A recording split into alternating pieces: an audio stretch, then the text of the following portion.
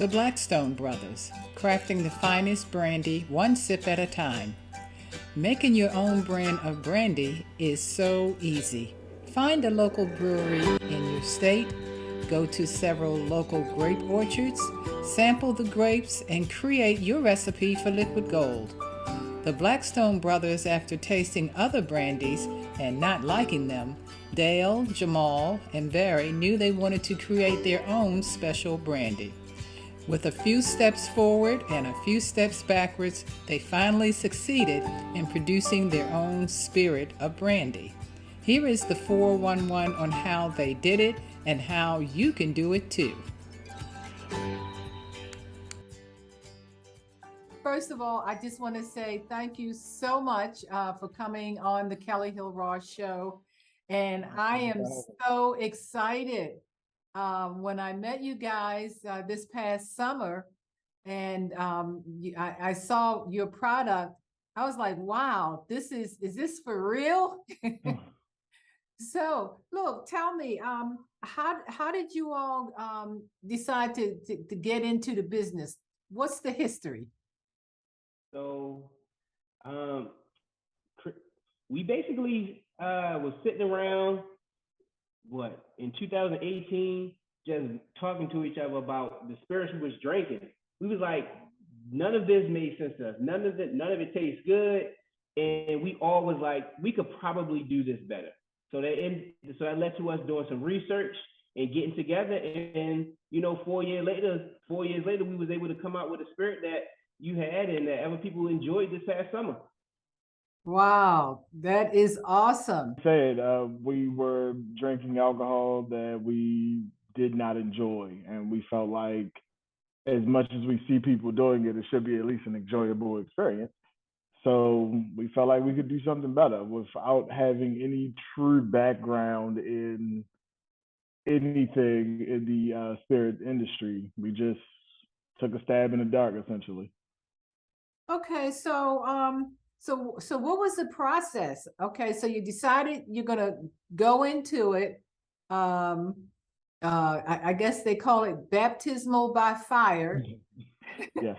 And so what was the process like? What did you have to do? So for us, the biggest thing I would say, and I'll answer, I guess, the first step and let my two brothers take the rest. But I would say for us, the first step was coming up with a recipe. And once we perfected that, or once we felt that we got that recipe perfected, we had to get all of the proper licensing. And I would say that probably was the toughest, our biggest obstacle.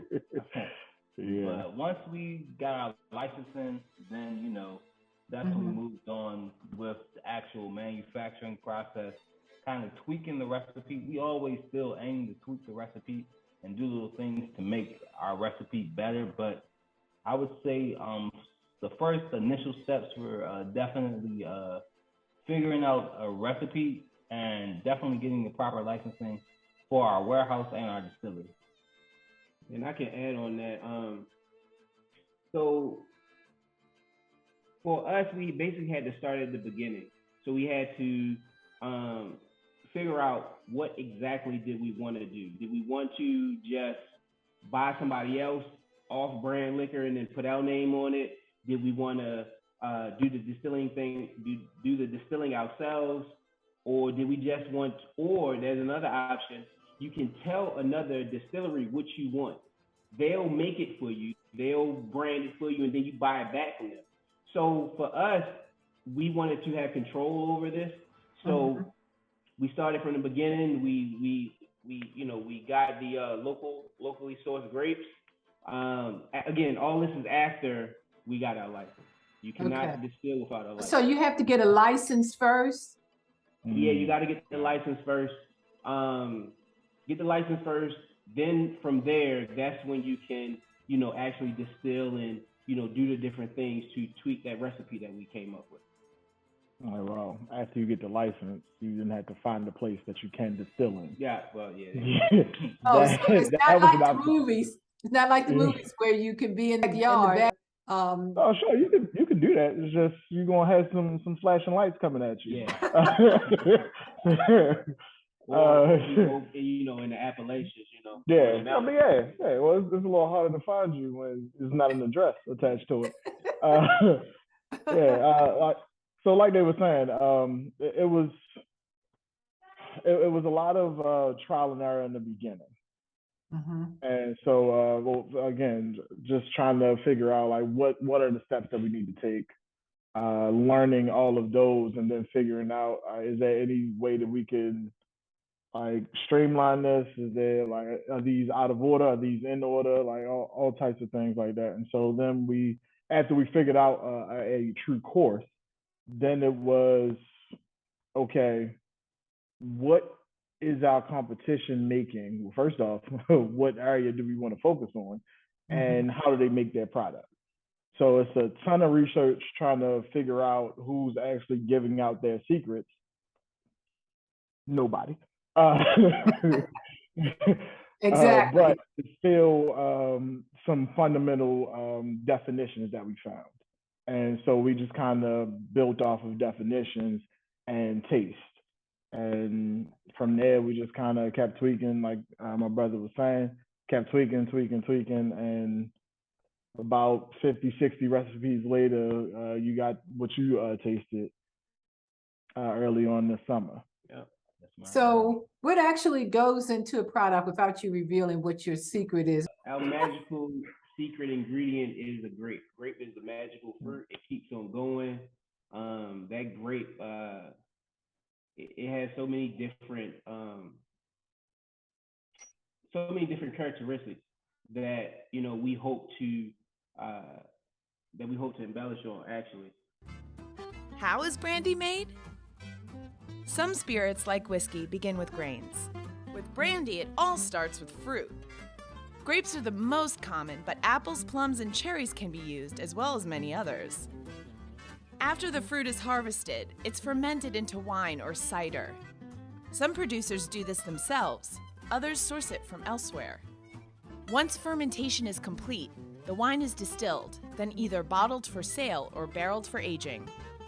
Brandy is made all over the world. In the US, brandy is usually made from grape-based wine, but other fruits aren't uncommon. Every brandy region has different rules, customs, and traditions. Okay. We chose one grape out of millions. We wanted to do everything ourselves. We wanted to know the full process to see what actually works best for us. And the only way to do that is to play around with the grapes yourself. So it was a lot of great casualties along the way, but a lot of bad wine. Great casualties. Yeah. So now, what were some of your challenges that you had? I know you mentioned you have to get a license. To me, because I'm not in the business, I only know it from afar. It seemed like it was a big leap for y'all to take to get into that business. So tell me a little bit about the challenges and the rewards of being in the business. I'll speak on that. I'll take that one. So I would say, yeah, like I mentioned earlier, our biggest challenge would definitely be our licensing. But just the second obstacle was just the lack of knowledge. That we didn't have that. Our people aren't really into, the spirits business that much. So, we have to do a little bit more to obtain that knowledge. I do want to give a big shout out to the Maryland Distillers Guild, because it's the organization based in Baltimore, if I'm correct, that support up and coming distilleries and breweries to help them get started. So with their help, they kind of pointed us really in the right direction.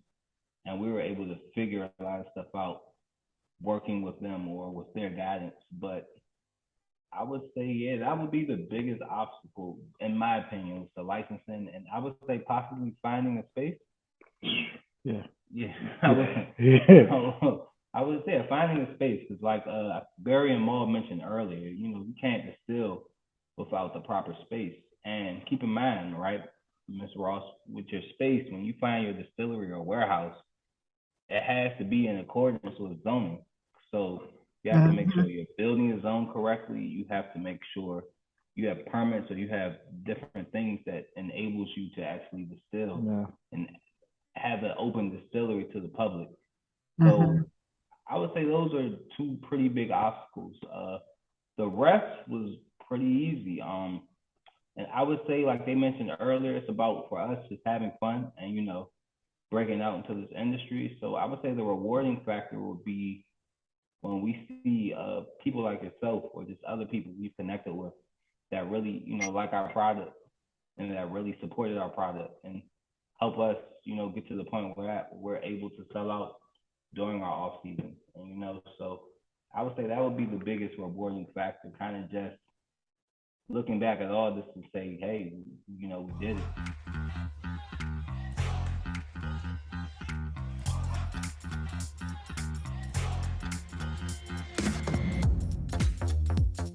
I hope you enjoyed the show. Here's a few things I need you to do.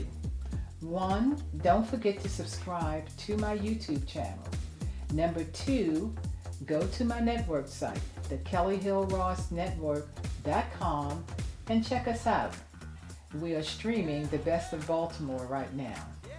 Then scroll down to the bottom of the page to Kelly's News Reaction Team and give me your opinion on, do you think Tyler Perry has changed the movie industry?